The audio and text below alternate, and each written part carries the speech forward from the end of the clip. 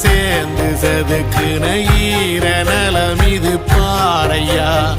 வாழும் வரையிலும் நீயும் விதைக்கிற கடமை இருக்கு கேளையா கோடி விளக்காயேந்தி கிடந்த வீடும் இருண்டது ஏனையா